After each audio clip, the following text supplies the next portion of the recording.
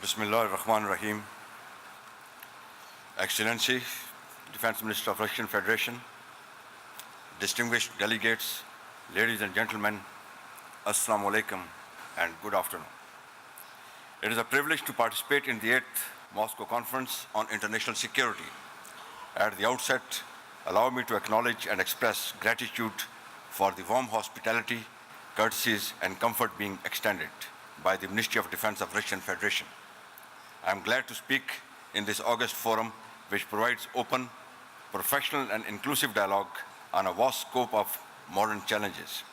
Keeping in view the objective of this conference, I am also hopeful that such events will provide an opportunity to achieve the common goal through finding mutually acceptable solutions to the most pressing issues of international security with due regard for each and everyone's interests. Unfortunately, the rapid transformation in the global and regional security calculus have increased the insecurity across the globe.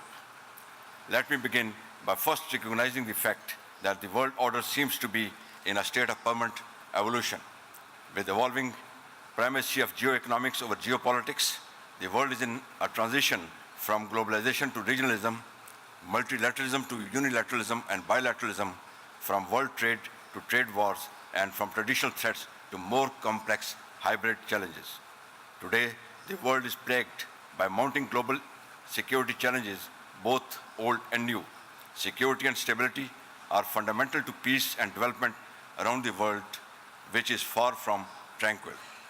Global security is facing challenges such as space, militarization, widespread terrorism, cybercrime, color revolutions, and hybrid warfare, which all threaten national security, social stability, and economic development around the world. The transforming nature of geopolitics around the oceans has seen a shift in focus from the Atlantic to the Pacific, and now Asia-Pacific region has become a potential area for contestation among the major powers. Maritime stability today is threatened because of the rivalry among major powers, which also impinges upon the cooperation and capability of the smaller states like Pakistan.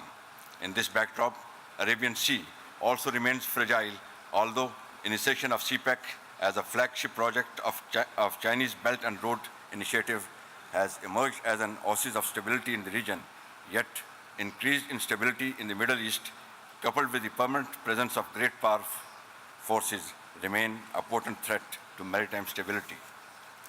The militarization of space is in full gear today. Call for a space force and rush by world powers to develop war-fighting capabilities in orbit has become a new reality. Countries are now testing systems such as lasers that can destroy or incapacitate satellites, space-borne electromagnetic pulse weapons that can knock out power grids, and satellites that maneuver in orbit and target each other. The space militarization is emerging as a major challenge not only to the global commons but to international security at large. One of the most pressing challenges to peace is the expanding reach and destabilizing impact of violent extremism, which is not confined by borders. While the dynamics of different terrorist groups are interrelated and certainly influenced by geopolitics, the reason for these groups to operate and draw recruitments are complex, distinct, and locally unique. The terrorist attacks that various countries across the globe faced in the last couple of years demonstrate the global reach of violent extremists. Yet, the majority, that is over 80% of those who die from terrorist attacks, are in only 3 regions of the world, namely Middle East, Africa, and South Asia. These are places where violent extremist groups have harnessed their global agendas with local conflict dynamics and structural challenges, enabling them to exploit the grievances of individuals and communities. Ladies and gentlemen, digital transformation of 21st century have posed a new threat to cyber attacks. There are serious questions regarding privacy and security of data. As we are making a shift towards the cloud, our digital data is getting vulnerable to the constant cyber threats. The threat landscape is huge. Offensive and defensive technologies are evolving rapidly, and nation-state attacks are increasing in terms of scope and sophistication. Social media has opened vital spaces of communication for individuals, once controlled exclusively by the state. More than war fought by tanks and artillery, it matters who win wars of words and narratives. With an ambit of hybrid war, social media has gained extraordinary ability to provide ordinary individuals, frequently non-combatants, with the power to change the course of both the physical battlefield and the discourse around it.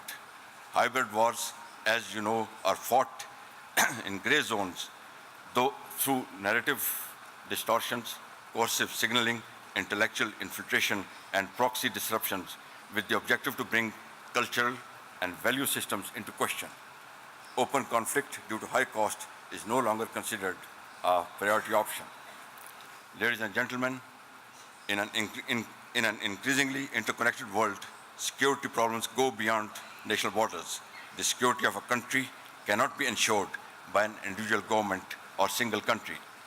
Rather, the joint efforts of different governments are needed to improve cooperation and combat crime.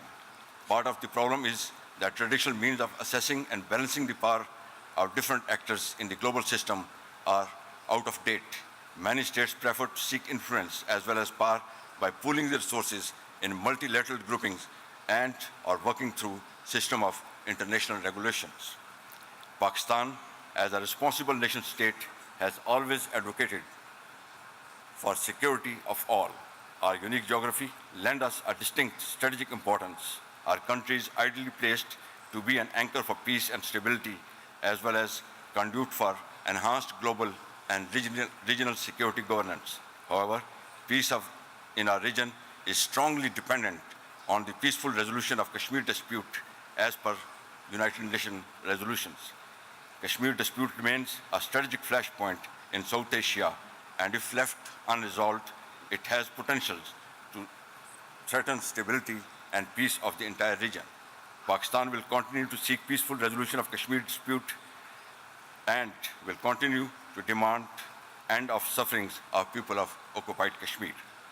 Excellencies, in the context of South Asia, global and regional powers have pursued a strategy premised on application of hybrid warfare in a bid to secure their respective interests.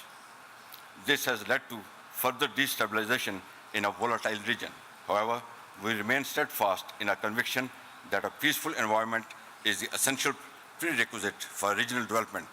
While a number of opportunities have been lost in bringing peace and stability in the region, we support the peace efforts of regional countries and believe that Afghans and Afghans alone will determine their future. We will continue to play our role in facilitating all such endeavors, including the Russian effort through Moscow meetings. We also look forward for closer economic cooperation between the regional countries to help address the root cause of terrorism and extremism. CPEC of One Belt, One Road initiative is one such vehicle of economic prosperity, having the potential of delivering economic dividends not only for South Asia, but also for the West Asia, the Middle East, and Europe. Ladies and gentlemen, in last about 2 decades, Pakistan has achieved tremendous success against terrorism for the sake of not only its own security and that of the region, but also for a safer world. This, however, has come at a great cost in lives, economy, and societal degradation. During the last decade, we have successfully waged a generational struggle against terrorism, which at one point of time threatened to consume the state of Pakistan. As we look to consolidate our success on ground, we are faced with newer challenges as a result of hybrid war that aims to sap the will and the hope of people through media manipulation, social engineering, and data manipulation. Ensuring global security under these environments is an arduous, complicated, and prolonged mission, but we remain committed to contribute and strengthen the global security governance apparatus. We appreciate the balanced and constructive role played by regional countries, including Russia, in recent standoff between India and Pakistan. Pakistan also welcomed Russia's offer to provide venue for Pakistan-India talks post-Pulwama incident, which once again brought Pakistan and India on verge of war over Kashmir dispute. In the end, I once again thank Russian Defense Ministry, and the organizers of the 8th Moscow Conference, and do hope that such interactions will help the global community in evolving joint strategies to overcome common threats and security challenges. I thank you all. Thank you.